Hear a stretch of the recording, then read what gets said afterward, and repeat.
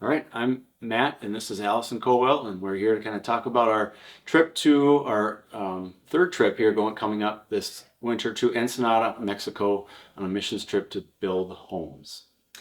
We serve with the nonprofit organization called Homes of Hope, which is under the umbrella of YWAM.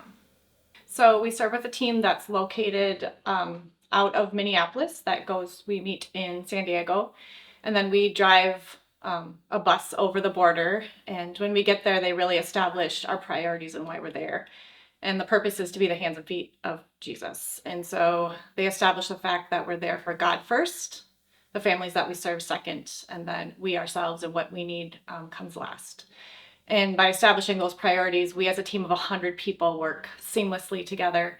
In essence, we build homes in 2 days. We have what they call 1 day build and 2 day builds. And everybody's assigned a specific job, and we work seamlessly to build that home for the families.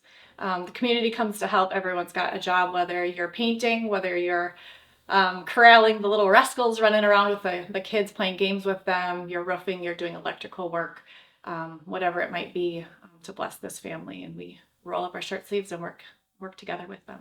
Last trip we were on a build, and there was a home that was going up, and it started to rain, and it felt like we were kind of working uphill and in the mud the whole time. Things weren't necessarily going well, but the group really gathered together and continued.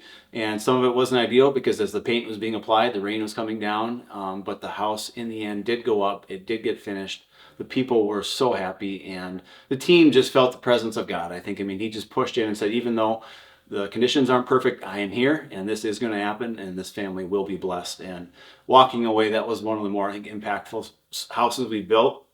And I think something that's really impactful on these builds is the fact that these families one day are living under tarps that are dripping water into their mattress and into all of their belongings. And then a day later, they have a solid roof over their house. We take that for granted here in the United States.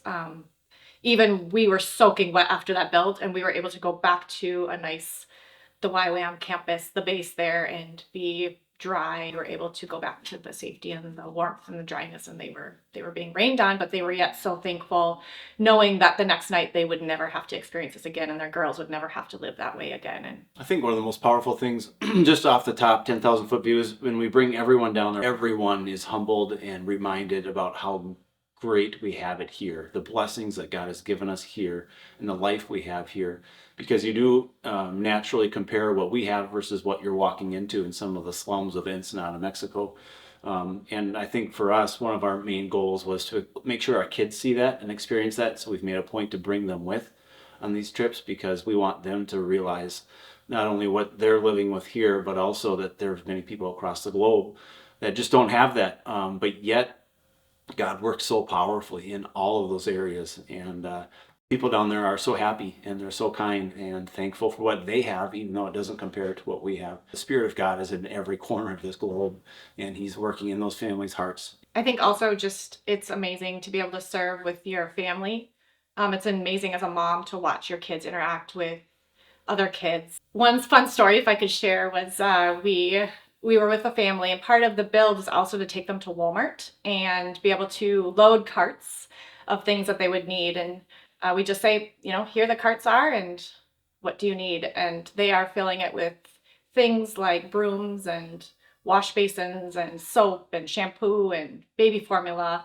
But a really special thing was Addie, and the girl's name was Fernanda, and they were both 12 years old. And Addie was able to speak with her in Spanish, and they said, "Can we go pick out some nail polish?" And it was just super, super sweet to stand back and watch the two of them negotiate in front of the nail polish. And it was just a special, special moment watching the two of them bond and have that connection. And something as simple as a bottle of nail polish blessed this girl, and she was smiles ear to ear, and so thankful for that opportunity, and that will always be ingrained in my memory.